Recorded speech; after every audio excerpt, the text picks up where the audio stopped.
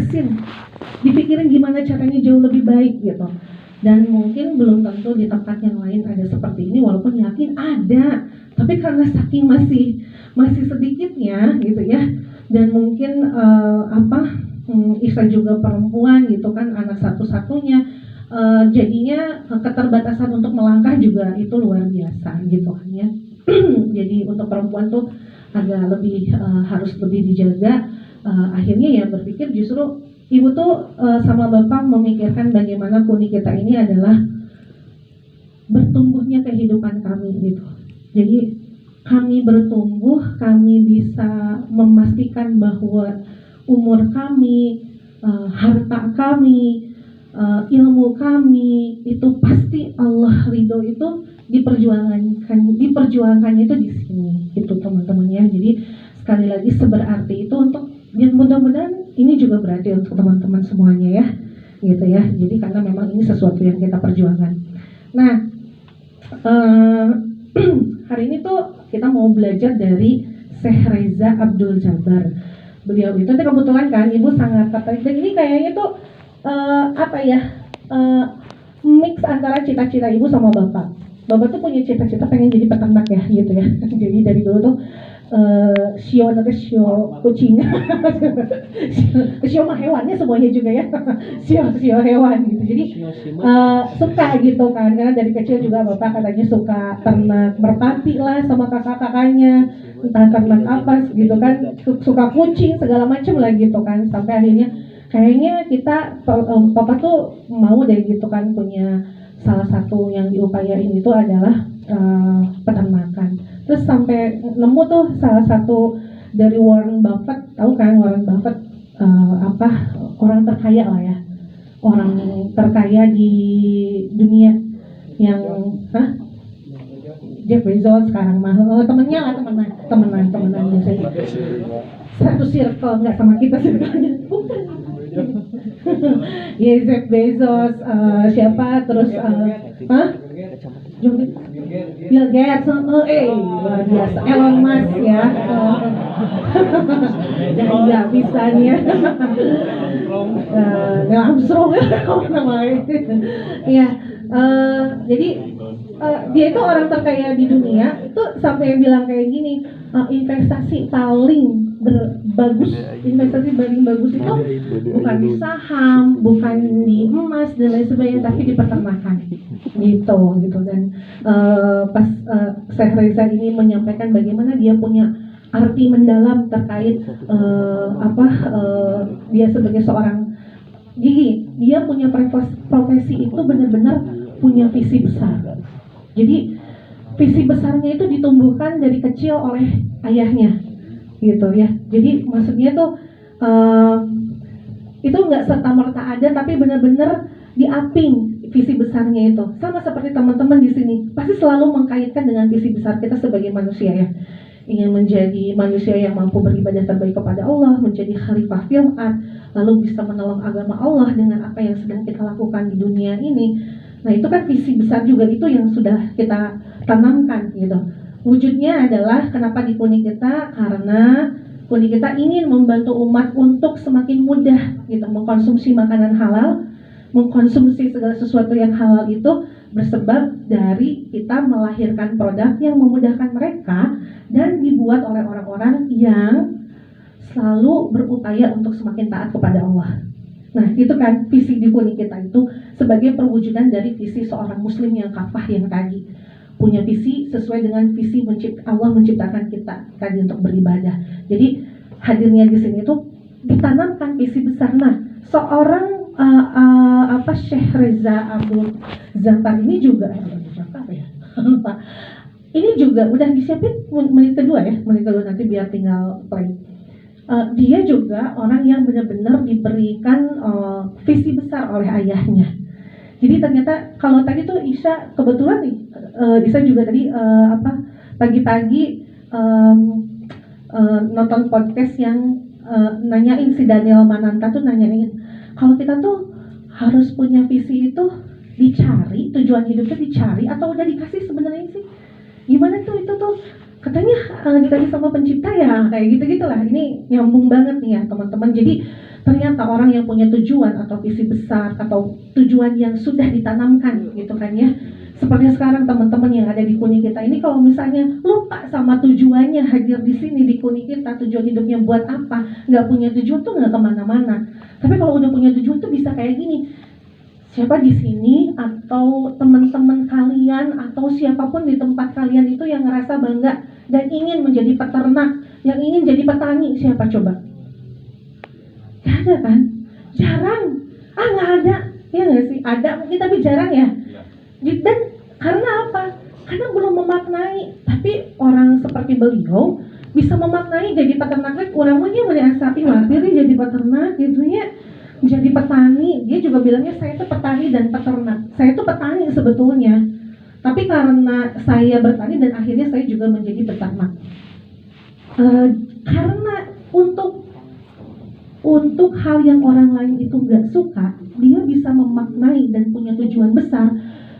Dia bisa menjadi seseorang yang luar biasa, menginspirasi, manfaatnya banyak, dan bisa mencapai hal-hal besar lainnya. Jadi beliau itu selain di New Zealandnya itu sebagai seorang peternak yang dia itu punya Fonterra. Fonterra itu mensubsidi susu kayak ke Nestle, SGM, Denko, ya Angkor, merek-merek besar. Itu tuh dia yang ngasih susunya gitu, dia nge-supply susunya gitu. Nah itu kan pencapaian besar, tapi pencapaian yang luar biasa lagi apa coba? Dia itu jadi imam besar di New Zealandnya. Agim tuh belajar kalau ke sana tuh. Keren kan ya? Nah itu jadi sesuatu yang perlu kita tahu bagaimana sejarahnya beliau dan bagaimana beliau memaknai tujuan hidupnya yang diberikan oleh penciptanya lalu dikuatkan oleh orang tuanya. Mudah-mudahan dengan melihat ini teman-teman bertumbuh menjadi orang-orang yang punya visi besar, punya makna dalam hidupnya.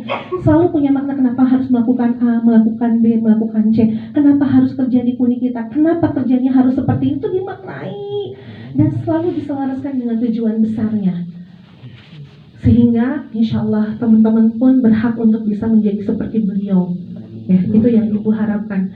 Ibu bilang ke Ustadz Reza, Ustadz, saya pengen tolong setiap materi yang ada di sesi Corporate University ini selalu dikaitkan dengan visi besar kita. Teman-teman harus belajar bagaimana mengkaitkan seluruh aktivitasnya dengan visi besar itu. Jangan sampai teman-teman tuh kerja itu nggak ada artinya. Jangan sampai teman-teman itu kerja ya asal kerja aja, asal beres. Itu nggak ngebantu siapapun. Ibu bilang gitu. Jadi tolong direvisi, disempurnakan dengan selalu setiap awal dan akhir kasih tahu ke teman-teman satu halakohnya gitu ya, para leader. Ingat teman-teman, kenapa kita harus belajar ini? Karena kita punya cita-cita besar di Kuni kita, yakni sampaikan ke olam istilah nama. Karena itu yang dilakukan oleh ayahnya Muhammad Reza ini, Syekh Reza ini gitu, dan oleh Rasulullah SAW gitu kan. Nah kemarin juga disampaikan sama aku tuh, ibu tuh nanya ke Ustadz Reza, Ustadz kok kenapa ya ada orang yang maksudnya termasuk saya gitu ya, termasuk saya, mungkin termasuk keluarga saya, termasuk kita semua. Kita tuh sebetulnya punya ilmu, tapi kok kadang-kadang kita tuh nggak bisa masukin ilmu kita ke dalam kehidupan kita, sehingga ilmu-ilmu bertambah, tapi keseharian kita itu nggak ada perbaikan gitu. Hanya sebagai pengetahuan, adabnya kemana mandi gitu kan, terus yang dirasain sama ibu gitu. Jadi udah tahu belum tentu mau melakukan lah gitulah, istilahnya kayak gitu kan ya teman-temannya, gitu juga kan gitu ya. Tahu sih tahajud tuh sumber pertolongan Allah, sumber segala macam. Ya tapi gimana yang ngelakuin mah ya bab selanjutnya gitu kan ya, benar nggak ya gitu. Itu kenapa sih?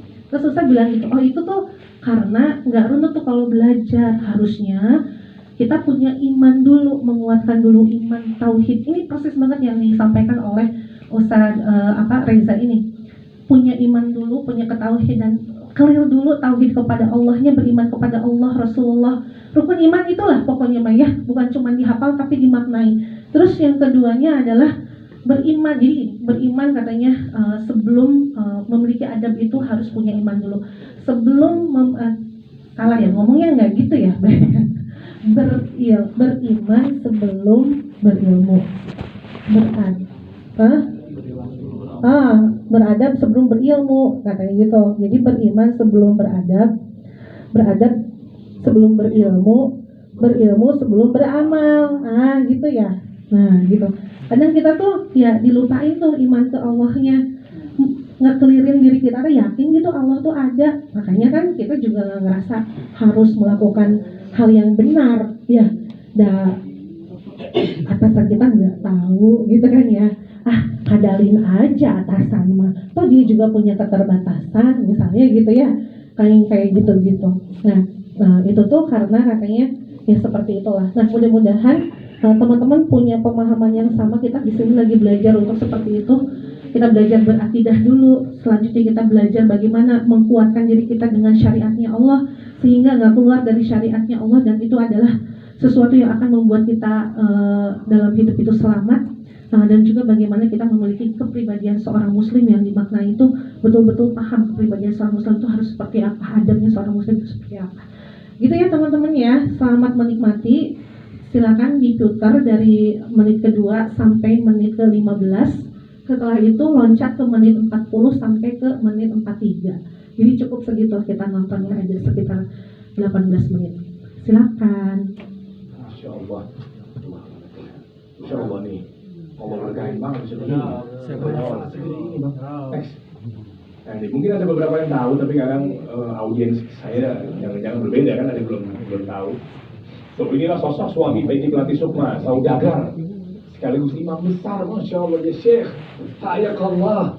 Hayakallah, Allah yubarik. Allah yahayik. Masya Allah. Wow. Gimana sih kamu bisa begini bang? Wallah walakal hamd.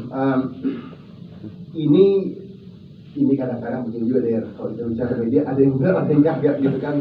Jadi kalau bicara data sendiri sapi ini ya, subhanallah, kita beragam. Yang data bilang 20.000, 30.000 juga ada yang nggak benar. Gitu. Kita, wallah alhamdulillah, subhanallah.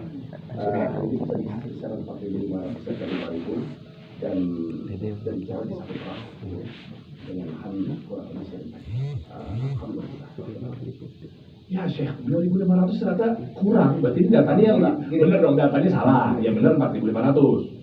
Ya kita gini, yang namanya kita bicara lifestyle, dia kan ada yang namanya proses melahirkan gitu ya. Jadi setiap tahun itu kan melahirkan sekian ribu. Kita nggak bisa katakan, jadi jumlah itu dinamis bergerak kayak gitu. Tapi kita jaga di kisaran 4.500 sampai 5.000. Kita nggak mau lebih banyak lagi deh.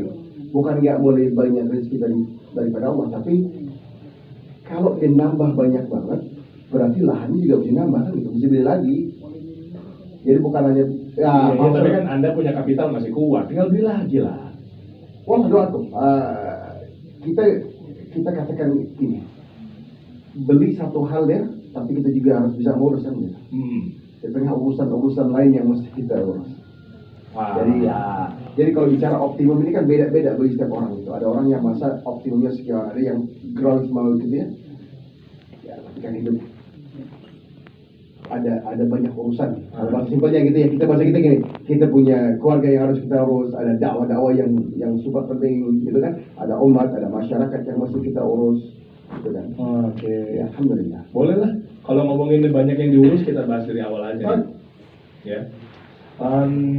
Gimana waktu itu kisahnya?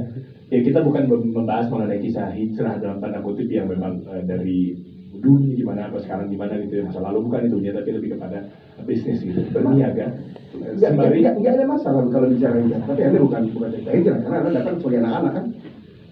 Iya, jadi cerita hijrah mungkin nggak tepat di manusia gitu ya. Kalau Anda datang sebagai anak, Anda datang kunjungan umur 16 tahun ya. 16 tahun tambah sih. Iya, sekolah. Jadi Anda memang punya keinginan pengen jadi petani. If this is to be the end. Dari 8 tahun, 2008 tahun, alhamdulillah. Petani, sementara stigma petani kan. Iya. Nah, ini kalau bicara gini, ini erat kaitannya dengan kita punya ayah. Ayah Anda nih, rahmatullah. Seseorang yang punya visi ya, dan benar-benar bahasa kita itu gini ya. seorang ayah that is very strong in the sense of direction and sense of confidence. Tugas ayah itu. Oke, sepakat. Tugas pertama dia adalah Allah menanamkan tauhid. Jadi alhamdulillah itu yang pertama tuh. Karena kita nggak bisa pisahkan antara tauhid dengan tijarah. Oke. Ya, ini ya kita bahas tijarah, tapi tauhid ini esensi pertamanya. Kenapa? Karena kalau kita mau dagang, rasa kepercayaan diri, yakin, punya sense of direction, nggak pernah give up gitu ya, selalu berusaha, itu kan penting. Itu ayah kita yang ngasih. Bahasa kita gini, there is no university, no schools in the world that can give you that, but your father. Oh, ya madrasah terbaik tuh justru ya. Kalau bicara madrasah terbaik, kita bicara ibunda kan? Ya, oke. Al-madrasatul ula, ibunda kita tuh madrasah prioritas Ya. gitu, bukan? Ya kan? Ya, tapi masalahnya tentang kepemimpinan, Oh, itu ayah. kedewasaan Itu ya. ayah. Masya Allah ya. Ya. Itu ayah. Ya. Jadi bahasa gampang gini lah, ketika anak umur 8 tahun, ayah tuh, rahimahullah, bertanya ini, nah, gede pengen apa? Anak jawab, pengen kaya dagang. Bener pengen dagang. Kalau dagang setiap hari itu Senin nak gitu. Every day is a Monday, kan begitu? Iya, oke. Jadi sebanyak orang pikir kalau dia pengusaha pasti nyantai. Enggak, ini sangat salah, teman-teman. Pemirsa semua yang ada ini sangat salah. Kalau mau dagang harus siap kurang tidur gitu ya, kurang libur, kurang waktu sama keluarga, kan begitu. Pedagang begitu. Iya. Nah ketika ayah bertanya demikian, ajar demikian, dia nanya gitu, karena kalau ternyata ya kamu ingin banyak libur, jadi pegawai. Nanti ayah ajarin sekolah mana yang gampang jadi pegawai. Loh kan pegawai juga kan kerja tiap hari, Pak. Nah, gini, selalu ada industri baru ya, yang ketika ayah kita satu visi dengan kita gitu ya, memberikan dengan pengalamannya, kemudian dengan meridanya gitu ya, dia akan bisa kasih kita suatu direksi. Jangan sekolah yang semua orang sekolah gitu. Ayah lu tuh gitu, jangan sekolah yang semua orang sekolah. Karena Karena nggak ada gunanya, orang semua sekolah itu beda dong, be different. oke. Wow, lead the pack gitu kan. Oke. Jadi kan Simon itu nggak pernah dia berenang against the current, berlawanan dengan arus kan? Harus, ya. Ya, yang berenang dengan arus siapa? Sampah. Ya, if you swim with the current, you become rubbish. Oke. Jadi itu masalahnya kan. Jadi ketika ayah kita ngomong itu, kita dialog biasa ngomong terus. Ya udah, jadi kira-kira 8-9 tahun diputuskan bahwa pengen dagang, terus dagang apa ya kan gitu. Nah, ngobrol-ngobrol, ada depannya tuh binatang, namanya pertanian, buah-buahan, gitu ya. Karena depannya begitu, udah sekolah yang memang beda sama orang lain sekolah, tapi lu demen kan gitu. Jadi jangan gini loh. Kesalahan kebanyakan para ayah hari ini pandangan pribadi gitu ya. Itu nyuruh anaknya, udah kamu sekolah yang kamu aja nak. Udah ayah dukung aja, nggak gitu dong. Kalau ayah dukung aja, buat apa kita jadi ayah? Tapi kan maksudnya dukung tuh kalau dia nggak keluar dari minat bakatnya dia gitu. Gini, minat bakat satu, tapi he also needs to pay. He also needs to pay the bills, kan gitu.